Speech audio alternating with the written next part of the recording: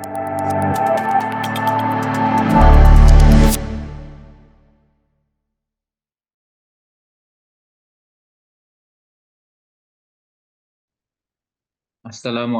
warahmatullahi wabarakatuh. Selamat datang kembali di Nitsco Academy Channel. Pada kesempatan kali ini, kita akan melanjutkan pembahasan kita mengenai basic firefighting, di mana video ini merupakan video yang kelima pembahasan mengenai basic firefighting dan akan langsung dibahas oleh Bapak Hirman Karim. Baiklah, kita langsung simak penjelasan dari Pak Hirman Karim di video kelima ini. Silakan Pak Hirman. Oke, terima kasih Mas Asif. Selamat jumpa lagi bagi yang berminat untuk menjadi safety-minded profesional. Profesional yang berpikiran keselamatan. Oke, kita lanjutkan basic firefighting, video nomor 5. Jadi latar belakang bagaimana kita harus melihat dasar pemadaman kebakaran.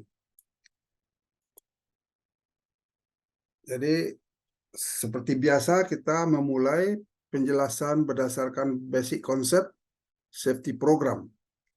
Konsep dasar keselamatan kerja, yaitu apabila ada kegiatan, ada proses, ada operasi, maka pasti dalam bentuk SOP atau Standard Operating Procedure atau langkah-langkah melakukan kerjaan tersebut, langkah-langkah melakukan proses tersebut. Seiring dengan itu, kita akan mampu dan bisa semestinya ya mengenali keselamatan dari pekerjaan yang kita lakukan tersebut dengan meneliti setiap langkahnya. Mungkin ada bahaya yang harus kita kenali. Ya, ini job safety analysis ini juga kita bahas nanti nih dengan video yang khusus. Setelah itu mungkin permit to work harus keluar juga. Harus keluar permit to work itu adalah suatu prosedur tertulis, format yang harus dipatuhin dalam menangani masalah yang risikonya tinggi gitu. Jadi konsep dasar keselamatan kerja adalah mengenali bahaya, hazard identification, suatu risk assessment dengan menilai tingkat risiko, yaitu menerapkan kontrol. Bahaya potensi workplace itu pada umumnya minimal ada 6, yaitu bahaya fisik, ya bahaya terhadap fisik kita.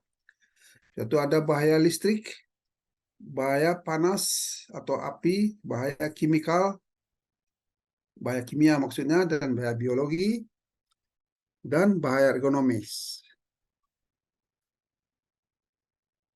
Bahaya tersebut pasti ada risikonya, maka perlu dinilai, perlu dilakukan assessment, penilaian. Mungkin risikonya tinggi, mungkin berupa malapetaka risikonya, mungkin sedang, mungkin rendah, bisa diabaikan.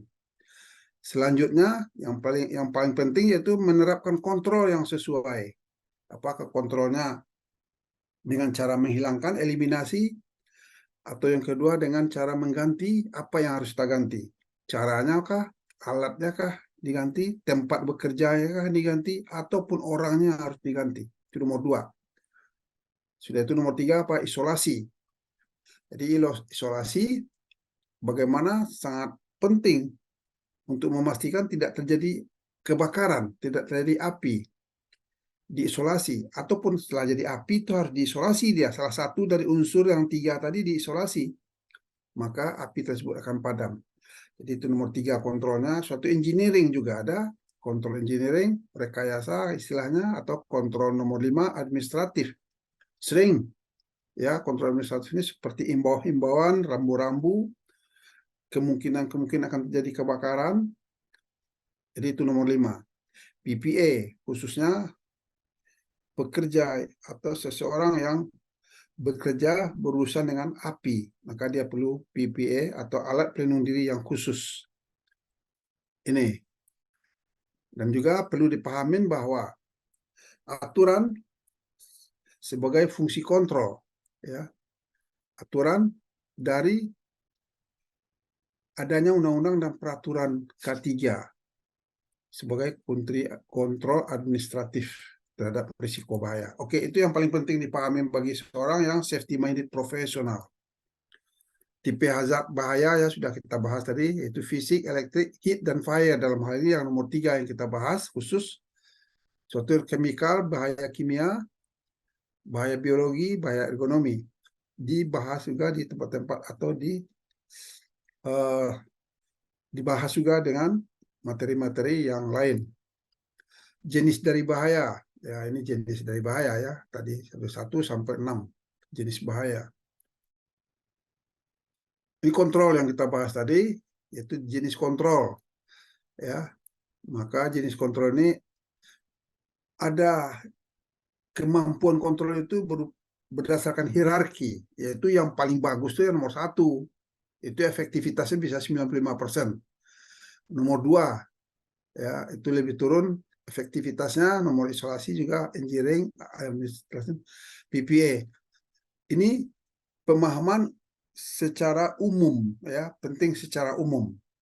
Ya, tentu tergantung juga dengan risiko bahaya tersebut, mana yang paling cocok. Background kebakaran mengancam, ya kita tahu ini harus tersebut terus dimanapun, perumahan, ruko, mall, plaza, rumah sakit, tempat kerja, kantor, gudang, pabrik, kilang, hutan, kendaraan darat. Kendaraan juga sering terjadi kebakaran dengan korban yang kadang-kadang belasan orang pernah terjadi.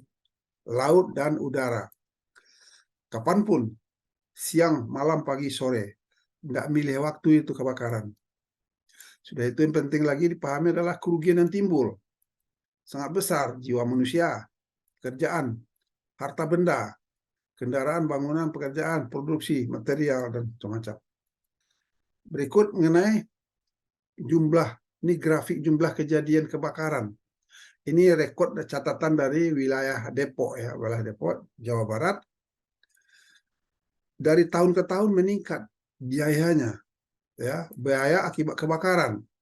Ya, perlu dipahamin tahun 2010, tahun 2011, sampai tahun 2000 sampai tahun 2014 naik, tahu-tahu turun 2015. Ini ada sebabnya nih, tapi tidak dijelaskan di sini. Ya, ini yang maksudnya di sini. Maka kerugian yang ditimbul dalam ribuan juta rupiah. Ribuan juta rupiah berarti miliar. Ya, per tahun miliar kan. Yang apanya nih naik terus tingkatnya gitu. Ya. Jadi dari tahun 2010 sampai tahun 2015 rekod yang dibikin oleh Kota Depok. Menurut laporan laboratorium ya fisika kepolisian ya, ibaratkan ini rekod dari tahun 96 2001 ya terakhir, itu jumlah kejadian ini menunjukkan cuma bahwa kasus kecelakaan dalam bentuk kebakaran ini didominasi oleh tempat kerja ya, tempat kerja gitu. Kalau bukan tempat kerja sedikit kecil aja, itu maksudnya di sini. Dan laporan yang penting kita pahamin juga, setiap 17,3 detik ada laporan rumah kebakaran atau tempat kebakaran atau terjadi kebakaran di United States, di Amerika. Di Indonesia belum ada rekodnya seperti ini. Bisa-bisa tiap 5 detik mungkin ada kebakaran di Indonesia. Fenomena kebakaran ya, begini, adanya penyimpangan standar K3.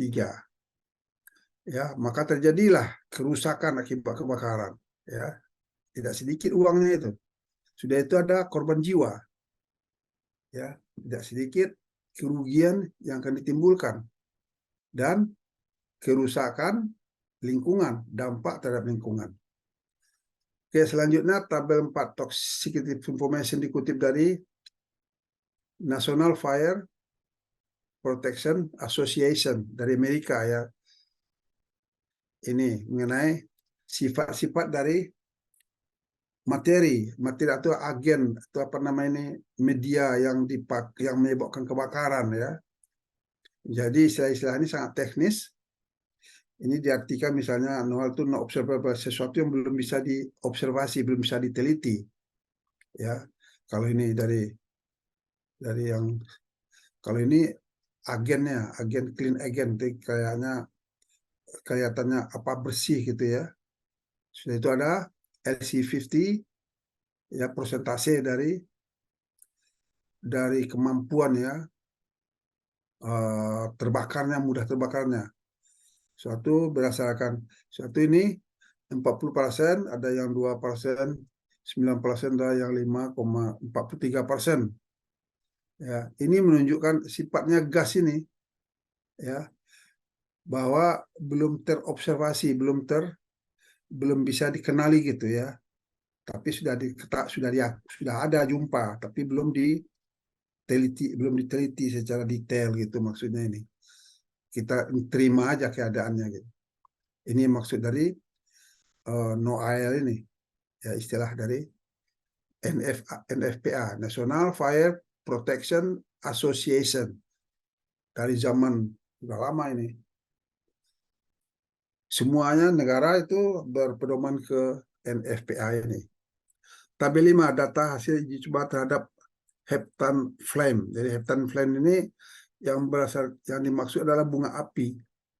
Ya, total flooding quantity ini flooding ini maksudnya hitung-hitungan bagaimana bunga api itu berkembang ya, dengan ini hitung-hitungan yang sangat teknis yang dibuat oleh NFPA ini, National Fire Protection Association ya, di 2001. Ini apanya, penjelasannya bahwa secara teknis tentu kita sebagai orang yang hanya berpikir keselamatan, sekedar mengetahui, kita bukan ahli dari kebakaran ya, kita tidak membahas ini. Mungkin di Indonesia ada materi yang ini yang dibahas secara detail, tapi itu bukan porsi kita. Kita mengetahui saja kenapa terjadi kebakaran, dan kita tahu unsur-unsur yang menimbulkan kebakaran, ini yang paling penting ya, dan bagaimana akan menghindarinya gitu. Berikut tabel 6, data hasil uji coba ya. Ini inerting concentration, ini maksudnya bagaimana gas atau yang membuat terbakar itu berfungsi dia, apa namanya, berpengaruh, berproses. Ya, misalnya medianya nih istilahnya juga sangat sangat teknis ya, dengan nama panggilan butan, ada metan. Kita tahu metan ini sesuatu yang sebenarnya sama aja. Metan ini sesuatu yang mudah terbakar gitu. Unsur yang mudah terbakar, metan itu ya. Metan, suatu propen juga itu adalah unsur yang mudah terbakar. Jadi dimasukkan di volume persentase inerting ini, bagaimana dia menyelusup ya, sifatnya karena dia gas ya, dia gas maka dia menyelusup, dia masuk gitu, dia bisa masuk ke ruangan-ruangan yang ada, atau tempat, bisa ke ruangan bebas dari tadinya tertutup, masuk keluar dia ke tempat ruangan yang bebas. Itu sifatnya, itu yang dimaksud dengan inerting, menyelusup gitu. Apa istilahnya bahasa Indonesianya, susah juga. Oke, selanjutnya potensi pemanasan global dan waktu tinggal di atmosfer ya. Ini juga jadi sifat dari gas-gas tersebut ya, misalnya nama dagangnya di sini Fe 125, Fn 200, macam-macam ini ya. Tapi ini menunjukkan ya, ada nama sebutannya HFC, nama dagangnya Fe, suatu rumus kimianya, suatu potensi pemanasan global ya. Ini baru dihitung waktu tinggal di atmosfer, sifatnya nih 268, 33, satuannya tidak dibilang di sini ya. Satu ada yang gas permanen sifatnya gitu ya. Jadi ini berpotensi sebagai pemanasan global dan waktu tinggalnya di atmosfer ya, menetapnya di atmosfer gitu. Dia tidak menghilang begitu saja. Fire trace ya, apa ini maksud fire trace? Bagaimana api yang terjadi itu dilacak gitu. Jadi trace itu fire trace ya. Maka tekanan maksimum 50 bar ya. temperatur pecah 97 derajat Celcius ya dari fire trace ini. Jadi maksudnya fire trace ini dilacak keberadaan api tersebut ya. Jadi ada sumber tempat menyalurkan apa namanya ini pendingin atau air ya. Maka setelah dilacak dia pada tekanan 50 bar, temperatur tadi pecah dia pada 90 derajat Celcius ya. Oke, bagian 3 kepemeliharaan sistem hidran dan sprinkler ya. Ini begini. Ini ada reservoir ya. Suatu ini untuk sistem di gedung-gedung. Maka bagaimana dari reservoir ini nanti secara otomatis ada joki pump namanya, joki pump pompa yang bergerak sendiri. Setelah dimonitor ada panas, ada kebakaran pada ruangan tertentu, maka dia pompa dari reservoir air ini akan mengalir terus ke tempat di mana ada terdeteksi kebakaran atau panas tadi, maka dia akan nyemprot di sana dia. Ini maksudnya. Ini juga bisa di luar atau di apa. Pokoknya sangat rumit untuk diketahui secara detail ya. Kita cuma tahu bahwa ada sistem ini yang memastikan kebakaran itu bisa dikendalikan. Ini jaringan instalasi pipa air untuk pemadam kebakaran dipasang secara permanen juga ya. Secara permanen ini misalnya di gedung-gedung biasanya kan. Jadi ada CMIS connection, ada fire hydrant. Ini reservoir lagi. Reservoir ini air yang ada kolam air gitu ya. Biasanya di bawah gedung itu. Dan ini pompanya. Dan dia akan bergerak secara otomatis karena ada sensor-sensor yang menginformasikan bahwa ada panas atau kebakaran pada ruang-ruang tertentu. Jadi komponen sistem hidran itu begitu. Jadi ada sistem persediaan airnya 45 menit. Jadi reservoir ini bisa 45 menit nih ya, apanya. Saya pernah dulu melakukan di Balikpapan ya, rumah sakit itu dibilangkan bahwa reservoir ini cuma 30 menit dia simpan karena air itu tuh disimpan di kayak kolam gitu istilahnya reservoir ini. Jadi kalau ini 45 menit bilang, jadi bisa tergantung dari desain orang yang melakukannya. Suatu sistem pompa ya, joki pump ini dia bergerak sendiri dia, ya bernyala sini pompanya nih. Ada yang utama, ada yang cadangan sifatnya, ya. Suatu ada jaringan pipa. Ini jaringan pipa itu dari reservoir, ada pompanya menghisap, ya menghirup gitu lah ya, langsung dia diberikan tekanan. Di pipa-pipa ini semuanya itu ada tekanannya sudah, ya siap dia untuk nyemprot gitu istilahnya. Ya. Istilah jaringan pipa. Jadi ada coupling outlet, pilar, landing valve istilahnya di sini. Suatu ada selang dan nozzle. Sistem kontrol tekanan aliran. Sekarang perencanaan dari hidran ya. Perencanaan hidran di sini nih perlu kita pahamin saja ya, maksudnya ada klasifikasi hunian, tingkat risiko bahaya kebakarannya. Risiko ringan itu luasnya 1000 sampai 2000 meter bujur sangkar. 2 titik hidran cukup, tambahan 1 titik tiap 1000 meter bujur sangkar. Luas. Kalau risiko sedang luas 400 sampai 1600. 2 titik hidran tambahan 1 titik tiap 800 meter bujur sangkar. Kalau risiko berat ini 600 sampai 1200 meter kuadrat. 2 titik hidran tambah 1 titik tiap 600 meter bujur sangkar. Ini jangkauan semprotannya ya dari fire hydrant tadi. Semuanya ada hitungan sebenarnya ya untuk diketahui. Tidak apa namanya ini, ada perhitungannya yang penting kita pahami di sana. Suatu karakteristik tekanan hidran ya, standar tekanan pada nozzle tertinggi dan terjauh. Jadi di sini maksimum H17 tekanannya 7 kg per cm bujur sangkar. Kalau minimum H3 4,5 kg per cm sangkar. Diuji dengan membuka ya, dengan membuka 2 titik nozzle. Ya, satu nozzle terjauh. Ya, nozzle terjauh itu adalah pompanya. Apa namanya, bukan pompanya tuh. apa istilahnya nozzle ya. Oke. Nozzle pertengahan ya, 1,3 nozzle terdekat. Ini karakteristik tekanan hidran. Konsep desain sprinkler, data input ya, klasifikasi hunian ringan, sedang, 1, 2 dan 3, berat khusus, variabel, peruntukan bangunan, jumlah dan sifat penghuni, konstruksi bangunan, flammability, kemampuannya menyala ya. Flammability ini kemampuannya menyala dari materinya ya. Desain dari sprinkler tadi, satu quantity material atau fire load dihitung semua, standar klasifikasi sistem ukuran kepala sprinkler, padatan pencaran ya, dihitung semua. Ini reservoir tadi lagi siap untuk mensuplai air ke saluran-saluran. Jadi yang putih-putih itu adalah bentuk sprinkler yang tiap-tiap kamar dia siap untuk disemprot. Dan mungkin saudara-saudara sudah pernah lihat ini di loteng ditaruh begini dan warnanya ada merah, ada kuning, ada biru, macam-macam. Dan ini jadi siap untuk disemprotkan apabila pecah nih yang merah ini. Ya.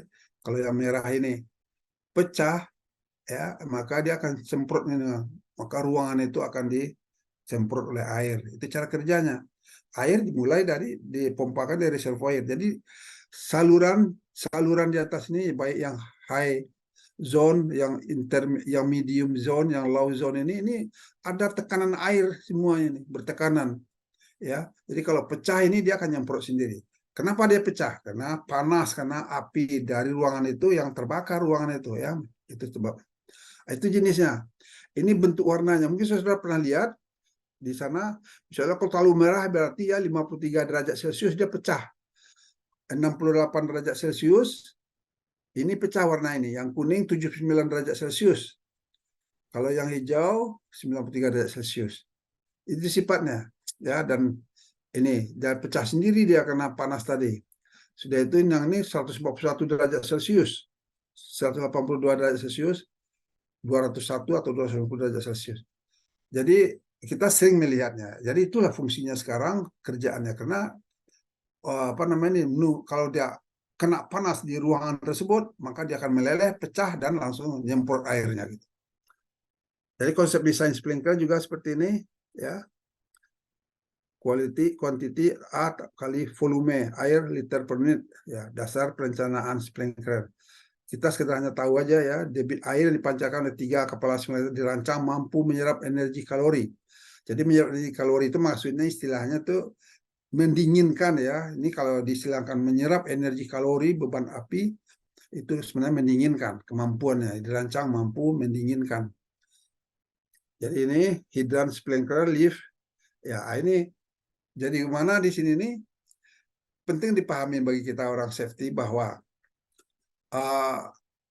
apa ini peralatan yang kayak hidran, sprinkler, lift, pressurized fan, kipas angin dan emergency MDB ini yang berhubungan dengan emergency juga ini ya. Apa namanya ini tempat orang sakit atau apa ya, medical apa. Maka ini tidak boleh kalau putus listrik, aliran listrik secara otomatis dia akan nyala. Dari ada pembangkit listrik dari luar, dari PLN, sudah itu ada pembangkit listrik dari lokal sendiri, dari emergency supply listrik. Maka kalau mati listrik dari PLN, maka yang emergency supply listrik ini apa genset kecil biasanya, ukurannya sudah jelas kecil untuk sesuai dengan gedung tersebut, itu akan nyala dan ngambil alih dalam waktu 6-7 detik. Untuk memastikan 6 item ini jalan terus, ada di supply listrik terus gitu. Siap dia gitu ya. Ini maksudnya ilustrasi atau instalasinya seperti ini yang kita pahamin. Jadi kita sebagai orang safety minded profesional nggak bengong melihat instalasi-instalasi seperti ini untuk pemadaman kebakaran ya. Jadi ini adalah wiring emergency circuit ya. Ini maksudnya MNDB ini medical ya, medical tempat yang harus ada listrik terus, itu maksudnya, maka jaringannya seperti ini gitu. Itu yang penting kita ketahui. Di sini jelaskan lagi ya, bila suplai listrik terputus harus ada indikasi alam, berbunyi alarm. Tidak perlu pengaman beban lebih itu sudah.